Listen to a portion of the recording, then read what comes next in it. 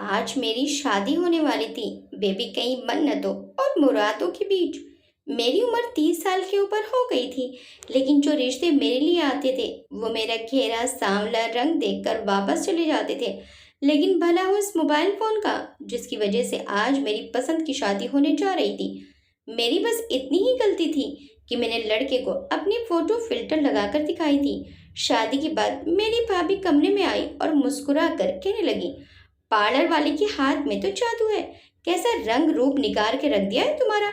बस लेना कोशिश करना कि तुम्हें पसीना नहीं आए, नहीं तो ये चमक धमक सारे पसीने से धुल जाएगी और तुम्हारा असली रंग देखकर तुम्हारे पति देव डर जाएंगे। मैंने उनकी बात को ज्यादा गंभीरता से नहीं लिया था, इसलिए विदा होकर पति के साथ चली गई। मैं शादी की रात दुल्हन के रूप में बैठी थी कि अचानक लाइट चली गई और मुझे भाभी की बात भी याद आ गई, जिसने कहा था कि किसी भी हाल में पसीना नहीं आने देना, नहीं तो तेरा इतना महंगा मेकअप उतर जाएगा और तेरा पति तेरा काला चेहरा देखकर डर जाएगा। इसलिए मैं तुरंत बाथरूम में घुस गई ताकि लाइट आने के तुरंत बाद मेकअप ठीक करके ही बाहर निकलूं। थोड़ी देर बाद लाइट आ गई और जैसे ही मैं बाहर आई तो पति को देखते ही मेरी जान चली गई, क्योंकि वो तो ये बात कुछ महीने पहले की है, जब मेरे लिए आने वाला हर रिश्ता मेरा रंग देखते ही उठकर चला जाता था। हम तीन बहनों में मेरा रंग सबसे सांवला था। हालांकि मेरे चेहरे की बनावट बहुत सुंदर थी और मैं सुडौल शरीर की मालिक थी। बस एक रंग से ही मार खाती थी और हमारे समाज में इस सांवले रंग में मुझ जैसी लड़कियों का हर गुण, यहाँ तक कि उच्च शिक्षा भी छुप जाती है। सामने वाले को न हमारी शालीनता नजर आती है और न ही हमारी सुंदरता, बस दिखाई देता है तो सिर्फ हमारा गहरा सांवला रंग। मेरे लिए आने वाले रिश्ते मेरे सामने ही मेरे माता पिता को कहने लगते, ये लड़की तो बहुत ही काली है, अगर छोटी बेटी की शादी करानी है तो बता दीजिएगा। शुरू शुरू में तो मेरी माँ ऐसे लोगों को भला बुरा कहने लगती, कैसे मुंह उठा के दूसरे की बच्चियों में कमियां निकाल के चले जाते हैं। जरा सी भी शर्म नहीं आती कि लड़की पर क्या गुजरती होगी, या फिर उसके माता पिता ये सब कैसे सुनते और सहते होंगे। कितना बुरा लगता है ना, जब आप किसी के सामने खुद को सजाकर इसलिए बैठ जाओ कि शायद आप उसे पसंद आ जाए और वो आपके सामने ही आपकी छोटी बहन को पसंद कर जाए। उस समय दिल को जो दर्द होता है वो किसी पीड़ा से कम नहीं होता। जैसे मैं बहुत गिरी हुई चीज हूँ, किसी दूसरे को आपसे ज्यादा महत्व नहीं दिया जाना चाहिए। न जाने ये बात रिश्ते वाले क्यों नहीं सोचते। मेरी छोटी बहनें भी शादी की उम्र की हो गई थी, इसलिए मेरी माँ अब उन रिश्तों के बारे में सोचने लगी जो मेरी बहनों को पसंद करके जाते थे। एक के बाद एक मेरी दोनों बहनों की शादी हो गई और मेरे बड़े भाई की भी शादी हो गई। बस एक मैं ही रह गई थी। मैं जब भी खुद को आईने में देखती तो देखती कि अगर मैं एक सांवली रंगत को हटा दूं तो मुझ में और कोई बुराई नहीं है। लोगों को मेरे चेहरे पर सिर्फ काला ही रंग क्यों दिखाई देता है। पहले पहले तो मैंने रंग गोरा करने की कई क्रीमें भी लगाई, लेकिन कोई खास फर्क नहीं पड़ा। फिर मैंने पैसे इकट्ठे किए और एक अच्छे और महंगे पार्लर से वाइटनिंग फेशियल भी करवाया, लेकिन मुझ पर हर तरकीब नाकामी हो गई थी। अब जैसे जैसे मेरी उम्र बढ़ने लगी तो आने वाले रिश्ते भी बदलने लगे। पहले लोग मुझ में एक ही कमी देखते थे, वो था मेरा सांवला रंग। लेकिन अब मेरी कमियों में बढ़ावा होने लगा था। मेरी दूसरी कमी मेरी बढ़ती उम्र थी, जिसमें मेरा कोई कसूर नहीं था, क्योंकि अगर मेरा रिश्ता सही वक्त पर हो जाता और लोग मेरी रंगत के बजाय मेरी दूसरी खूबियां देख लेते तो मेरी शादी भी हो चुकी होती। मेरे लिए अब तलाकशुदा के रिश्ते आने लगे थे, या फिर उन सज्जनों के जिनकी पत्नी का देहांत हो गया होता और उनके एक या दो बच्चे होते। लेकिन हाय रे मेरी किस्मत, मैं उन्हें भी पसंद ना आ सकी। इसलिए अब तो मुझे खुद से नफरत सी होने लगी थी। मैं खुद को आईने में देखती तो दिल चाहता कि अपना चेहरा नोच न लूं, जो आज तक किसी को पसंद ही नहीं आ सका। मैं अब बहुत उदास और गुमसुम सी रहने लगी थी। मेरे स्वभाव में चिड़चिड़ापन आने लगा था। जब मेरी छोटी बहनें अपने पतियों और छोटे बच्चों के साथ मायके आती थी तो मैं अपने कमरे में खुद को बंद कर लेती और उनके पतियों के सामने भी नहीं जाती थी कि मुझे देखकर कहीं वो मेरा मजाक न उड़ा दें कि हमारी माँ इस काली को हमारे लिए पसंद करने आई थी। मैं बहुत नकारात्मक सोचने लगी थी। दूसरी ओर मेरी माँ मेरा रिश्ता ना होने की वजह से बहुत बीमार रहने लगी थी। उनकी भगवान की पूजा भी बढ़ने लगी थी। वो मुझसे कहती, लीना, ये 21 दिन का पूजा पाठ है, इसमें एक दिन का भी अंतर मत करना। मैंने सुना है जिसने ये पूजा पाठ किया है 21 दिन में उसका रिश्ता हो गया है। मैंने चुपचाप पूजा पाठ करना शुरू कर दिया, लेकिन 21 से 22 दिन बीत गए और उसके बाद कई दिन और महीने बीत गए। मेरी किस्मत का सितारा भी शायद मेरी रंगत देखकर फीका पड़ गया था। मैं किस तरह की पीड़ा से पीड़ित थी वो केवल मैं ही जानती थी, या फिर मेरे भगवान ही जानते थे। पूजा पाठ करके भी मैं तंग आ गई थी। भगवान के सामने मैं गिड़गिड़ाने लगती, लेकिन शायद मेरी परीक्षा अभी बाकी थी। फिर एक दिन मुझे मेरे कॉलेज की सहेली मिलने आई, जिसकी रंगत मेरी रंगत जैसी ही थी, बल्कि वो तो दिखने में भी ठीक ठाक थी। वो अपना शादी का कार्ड देने आई थी। मैं गुमसुम हो गई कि मेरी एक यही तो दोस्त बची थी जो मेरी तरह कुंवारी थी, और बाकी सब तो पिया के घर पधार चुकी थी। अब मैं अकेली रह गई थी, लेकिन मैं आश्चर्यचकित तब हुई जब मैंने मोबाइल पर उसके होने वाले पति की फोटो देखी। वो तो अच्छा खासा खूबसूरत नौजवान था। मुझे अपनी सहेली का सांवला रंग देखकर भी जलन होने लगी। इस रंग रूप पर भी क्या किस्मत चमकी थी। वो मुझे कहने लगी, लीना, मेरी प्रकाश से फेसबुक पर दोस्ती हुई थी और फिर हमारी दोस्ती प्यार में बदल गई, और ऐसा प्यार हुआ कि वो रिश्ता लेकर मेरे घर पहुंच गया। मैंने हैरानी से अपनी सहेली की तरफ देखा और फिर पूछा, तुमने प्रकाश भाई को अपनी तस्वीर भेजी थी? वो कहने लगी, हाँ। मुझे तो ये बात भी हजम नहीं हुई थी। फिर मैंने सोचा, फिर तो प्यार सच में अंधा ही होता है, जो उसकी तस्वीर देखने के बाद भी वो लड़का हाँ के बेटा। काश कोई ऐसा अकल का अंधा मुझे भी मिल जाए। वो कहने लगी, पहली बार उसने अपनी तस्वीर फिल्टर में खींचकर भेजी थी। फिर धीरे धीरे जब मोहब्बत रंग लाई तो फिर उसे मेरी रंगत से भी कोई शिकायत नहीं रही थी। ये सुनकर मुझे समझ में आने लगा कि शादी करने का यही एक तरीका हो सकता है। अब अगर मुझसे भी किसी को मोहब्बत हो जाए तो वो मेरे लिए रिश्ता लेकर आ जाए, तो मेरा भी घर बस जाए। मैंने अपने मोबाइल में फेसबुक पर कई खूबसूरत और हैंडसम लड़कों की तस्वीरें देखने के बाद उनमें से जो भी मुझे अच्छा लगा मैं उसे मैसेज करने लगी। पहले पहले उसकी तस्वीरों को लाइक करने लगी और उसमें तारीफ भरे कमेंट भी करने लगी, और फिर मैंने खुद ही फ्रेंड रिक्वेस्ट भी भेज दी, जो कि तुरंत एक्सेप्ट कर ली गई। मैं बहुत खुश हो गई। 1 महीने तक हम आपस में बातें करते रहे। उस लड़के का नाम मनीष था। नाम भी अच्छा था। इसी से मुझे मालूम हुआ कि यह तस्वीर उसकी ही है। 1 महीने के बाद हम एक दूसरे से मोहब्बत का इजहार भी कर बैठे। पहली बार मनीष ने मुझसे मेरी तस्वीर मांगी तो मैंने ये कहते हुए मना कर दिया कि मैं उस तरह की लड़की नहीं हूँ। मैं बहुत सीधी सादी लड़की हूँ। अगर मेरी तस्वीर कहीं वायरल हो गई तो यह बहुत बुरी बात हो जाएगी।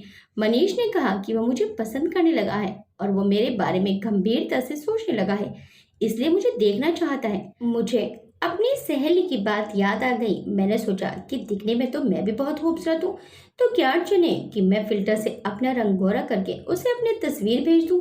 फिर मैंने बिल्कुल ऐसा ही किया और तस्वीर उस लड़के को भेज दी। जैसे ही उसने मेरी तस्वीर देखी, मैंने अपनी तस्वीर सबके लिए डिलीट कर दी, तो वो मुझसे कहने लगा, लीना, तुम बहुत खूबसूरत हो। उसके इन शब्दों ने मेरे अंदर की कमी को मिटाया था। कई सालों से मैं अपनी रंगत के ऊपर सिर्फ ताने ही सुनती आ रही थी। पहली बार किसी ने मेरे हुस्न की तारीफ की थी तो मुझे लगा मैं हवा में उड़ रही हूँ। कहने लगा कि तुम्हारा चेहरा तो किसी किताबी चेहरे जैसा है। इन शब्दों ने मुझे शर्माने पर मजबूर कर दिया था। पहली बार किसी ने मेरे रंग के अलावा मेरे चेहरे में कुछ अच्छा देखने की कोशिश की थी, और फिर यह सिलसिला शुरू हुआ था। वो अक्सर मेरी तारीफ करता रहता था। फिर तभी मुझे उससे पता चला कि वो सॉफ्टवेयर इंजीनियर है और ऑनलाइन बिजनेस भी करता है। मैंने भी उसे अपनी पढ़ाई के बारे में बताया था और साथ ही मैंने ये भी बताया था कि मैं खाना बनाने में भी माहिर हूँ। बहरहाल हमारे विचार और स्वभाव बहुत मिलते जुलते थे। 4-5 महीने हो गए थे कि मनीष मेरे लिए रिश्ता भेजने की जिद करने लगा था, और अब मैं सोच रही थी कि घर पर किससे बात करूं। मुझे पहला ख्याल भाभी का ही आया। मैंने उन्हें अपना रहस्य बता दिया ताकि जब रिश्ता आए तो भाभी बात को संभाल ले, और फिर ऐसा ही हुआ था। मेरे रिश्ते के लिए जिस दिन मनीष के घर वालों को आना था, मैं अच्छी तरह से तैयार हुई थी। भाभी ने मेरे माँ बाप को यही कहा था कि मनीष का रिश्ता उनके किसी जानने वाले की तरफ से आया है। वो लोग मुझे देखकर बहुत खुश हुए थे और शादी के लिए हाँ कह भी गए थे। माँ भी खुश हो गई कि ये पहला रिश्ता था जो मुझे पसंद करके गया है। माँ जब मनीष को देख कर आई तो कुछ चुपचाप सी थी। मैंने भाभी से पूछा कि उन्हें मनीष कैसा लगा। कहने लगी, दिखने में तो हैंडसम है। अब तुमने मोहब्बत की है, जाहिर है कि सोच समझ कर ही की होगी। तुम फिक्र मत करो और मिठाई खाओ। 1 महीने बाद मेरी शादी भी हो गई। लाइट न होने की वजह से जब मैं वॉशरूम में गई थी और फिर लाइट आते ही अपना मेकअप ठीक करके बाहर आई तो मनीष बेड पर ही बैठा हुआ था। वो दिखने में बिल्कुल वैसा ही था, तस्वीर जैसा। मैं शर्माई शर्माई बेड पर आई और आकर बैठ गई और फिर हम दोनों के बीच कुछ सेकंड खामोशी से गुजरे। तब मनीष ने कहा, तुम अपनी तस्वीर से भी ज्यादा खूबसूरत हो। उसने मेरा हाथ पकड़कर मुझे अंगूठी पहना दी, लेकिन अंदर ही अंदर मुझे यही डर था कि कहीं मेकअप धुलने के बाद मनीष की मोहब्बत खत्म न हो जाए। लेकिन उसकी अगली बात ने मेरे होश उड़ा दिए थे। कहने लगा, तुम मुंह धोकर सादा ड्रेस पहन लेना, इस गर्मी में इस भारी भरकम ड्रेस में तुम परेशान हो रही होंगी। अब तुम ये सोच रही थी कि उसे कैसे बताऊं मेरा रंग सांवला है। हालांकि मैं इस बात के लिए 1 महीने से मानसिक रूप से खुद को तैयार कर रही थी कि मनीष को सच सच बताऊं। लेकिन आज तो ऐसा लग रहा था कि मेरे मुंह से जबान ही किसने खींच ली हो। मैंने सोचा, मुंह धोकर ही उसके सामने आ जाती हूँ। अगर उसे गुस्सा आया तो रो धोकर उसे मोहब्बत का यकीन दिलाऊंगी। आखिर वो मुझसे मोहब्बत करता ही है ना। जब प्यार हो जाता है तो इंसान अपने सामने ऐसी बातों की तरफ ध्यान नहीं देता। मैं उठी और वॉशरूम में चली गई और मुझे हैरानी का एक और झटका लगा जब मैं उसके सामने सादा लिबास और मुंह धोकर बैठी थी। तभी न उसे इस बात का आश्चर्य हुआ और ना ही उसके चेहरे पर कोई नाराजगी थी। हालांकि वो गोरा था, लेकिन मुझे ऐसे देख रहा था जैसे मैं अभी भी दुल्हन बनी सभी गहनों के साथ उसके सामने बैठी हूँ। ईश कहने लगा, तुम मुझे पहले से भी बहुत प्यारी लग रही हो। फिल्टर में तुम्हारी तस्वीर देखते ही मैं तुम्हारा दीवाना हो गया था, लेकिन तुम्हारे खूबसूरत चेहरे पर गोरी रंगत कुछ जच नहीं रही थी। मैंने मन ही मन सोचा, अगर तुम्हारा रंग गेहुआ रंग का हो तो तुम और भी प्यारी लगने लगोगी। हकीकत में भी तुम कहीं ज्यादा हसीन लग रही हो लीना। जितनी तस्वीर में थी तुम्हारे खूबसूरत चेहरे पर तुम्हारा यही रंग अच्छा लगता है। मनीष की बात सुनकर मेरी आंखें नम हो गई। क्या वाकई में उसे ऐसे ही अच्छी लगती हूँ मैं। इतने में कमरे के दरवाजे पर दस्तक हुई और वो दस्तक मेरी जिंदगी में अंधेरा लेकर आ गई। मनीष ने जब खड़े होने के लिए पैर को साइड पे रखा और स्टैंड को अपने करीब किया और उसके सहारे से वो खड़ा हुआ, ये देखकर मेरे तो होश ही उड़ गए थे कि वो एक पैर से अपाहिज था। वो लोहे की स्टिक के सहारे कमरे का दरवाजा खोलने जा रहा था और मुझे लगा इस कमरे में सजी सजाई छत मेरे ऊपर गिर जाएगी। इतना बड़ा झूठ। मेरा तो दिल बुझकर रह गया था। मुझे अपनी किस्मत पर रोना आने लगा। उसके घुटने से नीचे पैर बिल्कुल गायब था। ये देखते ही मेरे दिल में तूफान उठने लगा और आंखों से आंसू टपकने शुरू हो गए थे। दिल चाहता था कि उसके सामने जोर जोर से रोऊं। ऐसे पति से तो अच्छा था कि मैं शादी ही नहीं करती, अपना पूरा जीवन मायके की दहलीज पर ही बिता देती। कमरे के बाहर मेरी ननद थी। उसके हाथ में दूध का गिलास था और वो उसे साइड टेबल पर रख कर चली गई थी। कमरे का दरवाजा बंद होते ही मेरा दिल भी थम सा गया था, जैसे दिल को किसी ने मुट्ठी में दबोच लिया हो।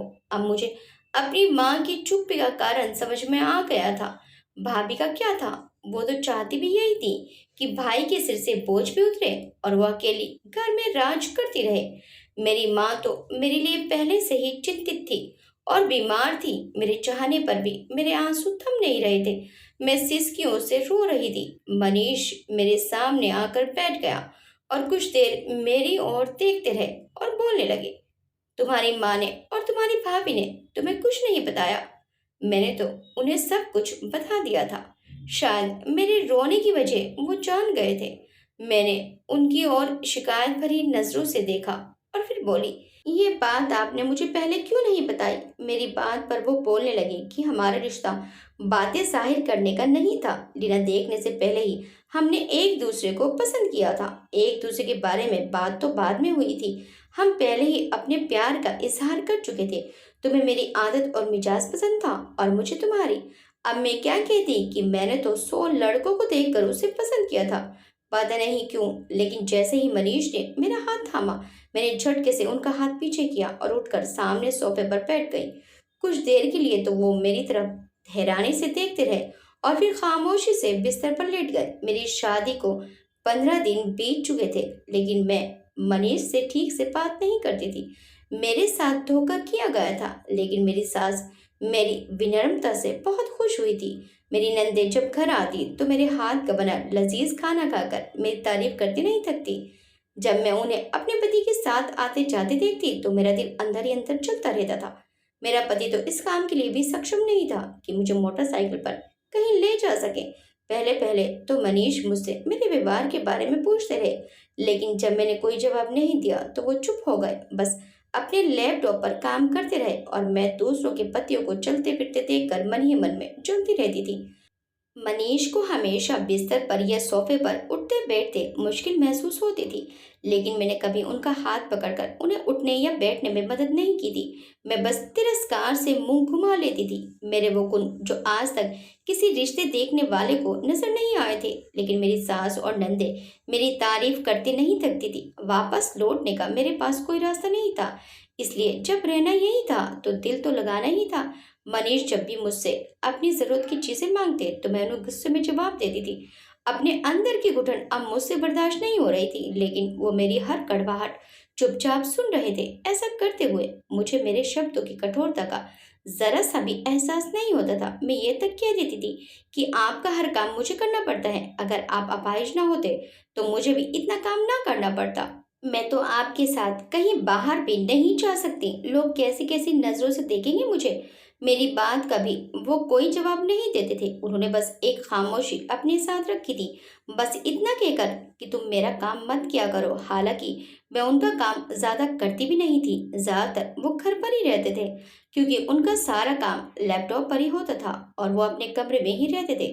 बस कुछ देर वो अपने माँ बाप के साथ बैठ जाते थे, बातें करते रहते थे। मनीष अपने माता पिता के इकलौते बेटे थे, बाकी तो बहनें थी। एक बार उन्होंने मुझे बताया कि वे काम से बाहर जा रहे हैं। अगर मैं मायके जाना चाहती हूँ तो वे मुझे छोड़ देंगे। ये बात सुनकर मैं उपहास भरे अंदाज में हंसने लगी कि आप इस काबिल हैं कि मुझे कहीं भी ले जा सकें। ये सुनकर उनका चेहरा उदास सा हो गया था। कहने लगे कि उन्हें गाड़ी चलाने को आती है। फिर मैंने सोचा कि निश्चित रूप से कार ऑटोमेटिक होगी। फिर मेरे दिल में कौतूहल पैदा हुआ कि देखूं तो ये गाड़ी कैसे चलाते हैं। मैं उनके साथ चली गई। गाड़ी मैनुअल में थी और वे एक पैर से बड़ी सफाई से गाड़ी को नियंत्रित करके चला रहे थे। अपनी आसानी के लिए उन्होंने एक स्टिक भी रखी हुई थी। आगे चल के एक सिग्नल पर उन्होंने गाड़ी रोक दी तो आसपास में रुकी हुई गाड़ियों में बैठी लड़कियां हम दोनों को हैरानी से देखने लगी और फिर हंसने लगी। एक कहने लगी, कितना खूबसूरत नौजवान है, और बेबी देखो बिल्कुल काली। मुझे तो दया आ रही है बेचारे पर। उसकी बात हम दोनों ने भी सुनी थी। ये सुनकर मेरा खून खोल उठा था कि पता चले इस बहुत खूबसूरत वाले का एक पैर ही नहीं है, तो फिर मैं देखूं किस पर तरस आएगा। उसने मेरे जख्म को फिर नए से ताज़ा किया था। मेरा चेहरा देखकर मनीष समझ गए कि मुझे उस लड़की की बात बुरी लगी है, इसलिए कहने लगे कि तुम लोगों की परवाह मत किया करो। अगर ये मेरी नज़र से देखेंगे तो इन्हें पता चलेगा कि तुम कितनी हसीन हो। मुझे उस लड़की की बात इतनी बुरी नहीं लगी थी जितनी मनीष के मुंह से मेरी तारीफ। मैंने गुस्से से कहा, ऐसी बातें मुझसे मत किया करें। ऐसी ही बातों के जाल में फंसकर मैं पछता रही हूँ। आसान नहीं होता एक अपाहिज के साथ जिंदगी गुजारना, मैंने गुस्से वाले आवाज में कहा और अपने घर के सामने उतरने लगी। तो मनीष ने कहा, लीना, अगर तुम मेरे साथ खुश नहीं हो तो जो चाहो तुम फैसला ले सकती हो। तुम हर फैसले के लिए आज़ाद हो। मैंने उपहास भरी मुस्कान के साथ जवाब दिया, मेरे पास वापसी का रास्ता अगर इतना आसान होता तो मैं आपकी हकीकत जानकर ही वापस लौट गई होती। ये कहकर मैं गाड़ी से नीचे उतर गई और बड़े जोर से दरवाजा बंद कर दिया और घर आ गई। अगले दिन मुझसे मिलने मेरी वही सहेली आई। उसके चेहरे की रौनक मानो कहीं गायब हो गई थी। मैंने उससे कारण पूछा तो कहने लगी, मेरा पति मुझे मेरी रंगत के ताने मारता रहता है। कहता है तुमने मुझे धोखा देकर शादी की है और अब मुझे मायके भेज दिया है, और बोला कि मैं तुम्हें तलाक दे दूंगा। हालांकि मैं उसके छोटे से घर और कम पगार से खुशी से गुजारा कर रही थी। सहेली की इस बात पर मैंने कुछ भी नहीं कहा और वह वहां से चली गई। 2 दिन बाद मैं वापस ससुराल आ गई। भाई ही मुझे छोड़ने आए थे। दरवाजा एक नौकरानी ने खोला था। भाई मुझे बाहर से छोड़कर चले गए थे। मैं अंदर दाखिल हुई तो मेरी सास और नंदे मेरे बारे में ही जोर जोर से बातें कर रही थी। कह रही थी, तुम में ऐसी कौन सी कमी थी मनीष जो इस काली महारानी को सिर पर चढ़ा रखा है? और कितनी खूबसूरत लड़कियां थी जो तुमसे शादी करने को तैयार थी। अच्छा खासा कमाते हो, गाड़ी है तुम्हारे पास, क्या वो जरा भी तुम्हारे पास बैठी अच्छी लगती है? उसकी रंगत देख कर तो मेरा दिल मचलने लगता है। अपनी ननद के मुंह से ये बात सुनकर मैं स्तब्ध रह गई थी। मेरे सामने तो ये मेरी तारीफें करते नहीं थकती थी और पीछे से ये सोच रखती हैं। मनीष ने तुरंत कह दिया, लीना मेरी पत्नी है। वो कितनी सुंदर है ये मैं ही जानता हूँ। जब मैं उसके साथ खुश हूँ तो किसी को कोई हक नहीं है कुछ कहने का। और मेरे सामने आप बिना संकोचे बोले जा रहे हैं। लेकिन अगर आपने लीना के सामने कुछ कहा तो मेरे जैसा बुरा कोई नहीं होगा। मनीष अब भी मेरा ही पक्ष ले रहे थे। तुम्हारी वजह से उसे बर्दाश्त कर रहे हैं, वरना वो जो करती है 5,000 की नौकरानी भी कर सकती है। मेरी सास के मन में भी मेरे लिए ऐसे विचार थे। मैं ये सुनकर चौंक गई थी। मैं सीधे अपने कमरे में चली गई और मुझे अपनी गलती का बहुत गंभीरता से एहसास होने लगा था।